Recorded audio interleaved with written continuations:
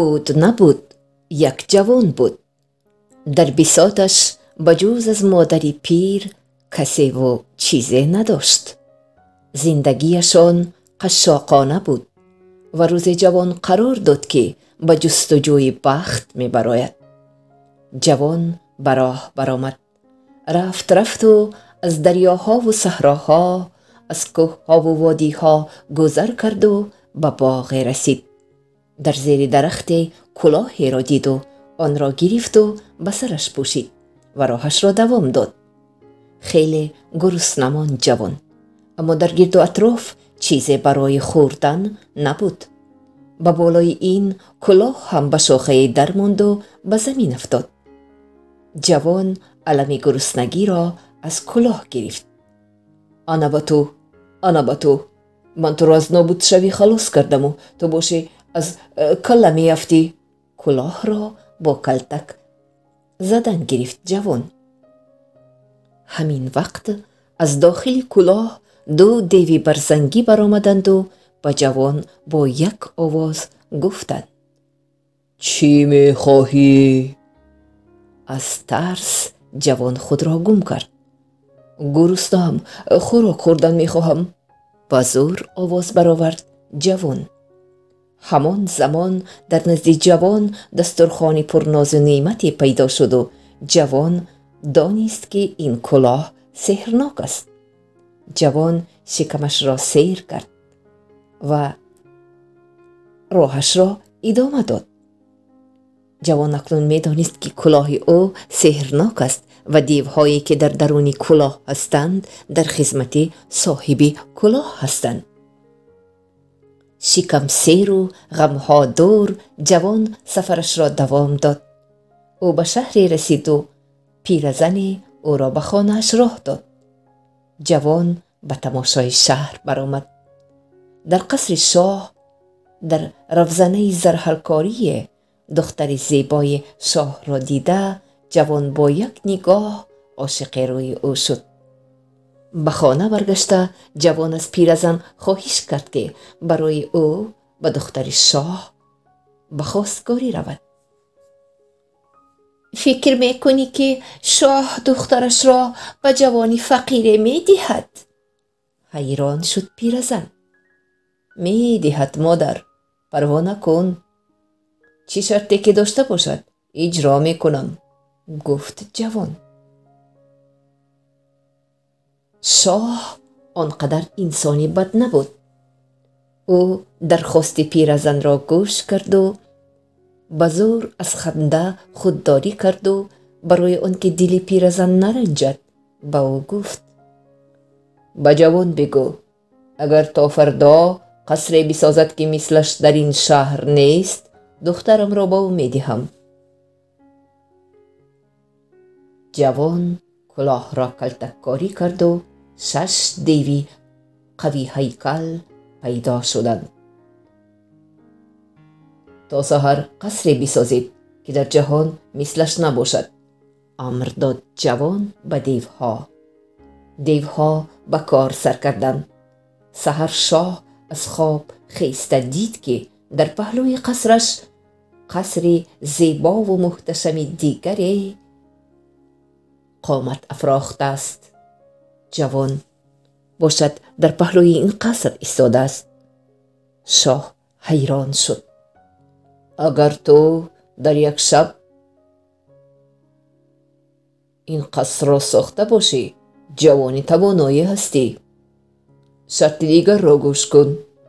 اگر تو در یک شب در روی دریا پلی بسازی، داماد من میشوی، گفت شاه. دیوها با فرمان جوان در یک شب پلی زیبای و مستحکمی ساختند که 2 ساحل دریا را به هم می پیوست. شاه به حیرت افتاد. شرط آخرین، باغ بنیاد بکن که زیبا و شکوفا و خرم باشد. دیوها در یک میشه زدن باغ بنیاد کردند، زیبا و دلکشا و سبز و خرم. شاه نازنین یک دانش را به جوان توی و تماشا کرده داد. دیوها برای جوان و عروسش قصر زیبایی ساختند و جوان مادرش را نیز به این قصر آورد و به زندگی زیبا و خوشحالانه آغاز کرد. کلاه سحرناک جوان در جای بلند جوان آن را آویخته ماند و سر آن را به کسی نگفت. از سر این کلاه تنها مرد سوداگری آگاه بود و شهر به شهر گشته کلاه را می جست.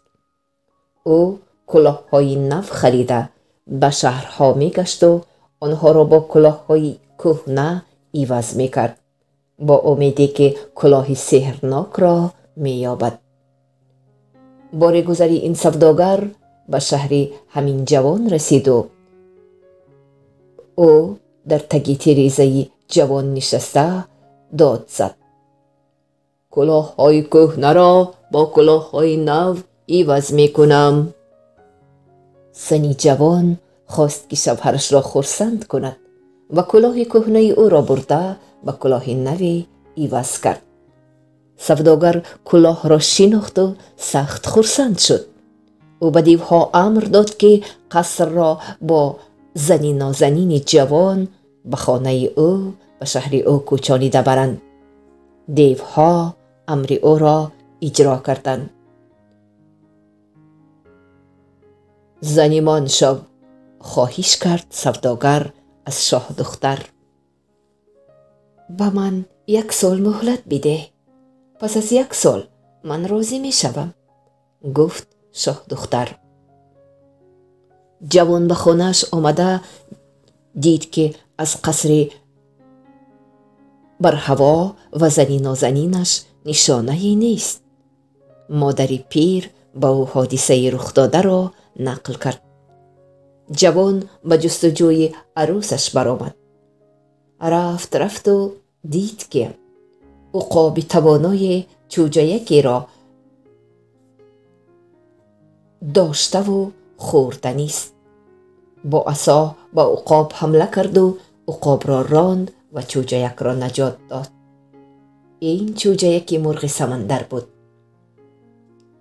تشکر به تو جوانی خوب، در روز سخت من به تو کمک می کنم، گفت مرغ سمندر و پرواز کرد و رفت. جوان راهش را دوام داد. رفت و دید که در جای گربه از پس موشکی می دود و موش بیچاره از ترس جان خود را به هر سو می زند. جوان موشک را به بغل گرفت و گربه را راند. موشک به جوان منتداری کرد. یکان روز من هم به کمکت می آیم. جوان راهش را ادامه داد. او به لب دریای رسید. گرسنه ماند و ماهی داشتنی شده به دریا درآمد. به شستش ماهیچه افتاد. مرا نکش جوانی نیک، مرا در خانه بچه هایم منتظر، گفت ماهی. اگر مرا رها کنی من هم در یگان روز به تو کمک می کنم. جوان ماهی را به دریا رها کرد. در ساحل دریا پیرمردی را دید که به زور به پا راست می ایستاد. مرا به آن ساحل بگذران پسرم، خواهش کرد پیرمرد. جوان پیرمرد را به پشتارش گرفت و از دریا گذراند. تو انسانی خوبی هستی، دل بزرگی داری. میدانم که تو همسرت را می جویی. در پسها آن کوه‌های بلند در میان دریا قصری هست و همسر تو در همان قصر است، گفت پیرمرد. جوان با نشاندادی پیرمرد به نزدیک کوه‌های آسمان بوس رسید و ناعلاج ماند، زیرا او می‌دانست که این کوه‌ها را گذر کردن انسان امکان ندارد. به یاد جوان مرغ سمندر رسید و همان زمان مرغ سمندر پیدا شد و جوان را به پشتش شنانیده از بالای کوه‌ها پریده او را به کنار دریا آورد. دریا خیلی بزرگ بود و جوش میزد و میخروشید. در میانجای دریا قصر نمایان بود. جوان دانست که این دریا را شنا کرده گذشتن او ناممکن است و به خاطر او ماهی رسید و همان زمان ماهیچه پیدا شد. من خردکک، تو را به قصر رسانده نمیتوانم، گفت ماهی. و جوان فکر کرد اگر مشچه اینجا می بود. من در همین جا، آواز مشچه را شنید جوان. موش به ماهی سوار شد و ماهی او را به قصر رساند. مشچه به خانه خوابی سوداگر در آمد و آهسته کلاه را دزدید و آن را از رفزنه به سوی ماهی پرتافت. کلاه راست به پشت ماهی افتاد و مشچه هم به بالای آن سوار شد و آنها ترک قصر کردند. ماهی و مشچه کلاه را سلامت به جوان رساندند. جوان به دیوها امر کرد قصر و عروس مرا به جای پیشینه برگردانید. دیوها زود امر او را اجرا کردند. شاه دختری نازنین شوهرش را زنده و سلامت دیده خیلی شاد شد. اکنون جوان، عروس او و مادرش در قصر زیبا شاد و خرسند زندگی می کردند. آنها سالیان زیاد خوشبختانه زندگی می کردند و از کسی و از چیز کمی نداشتند.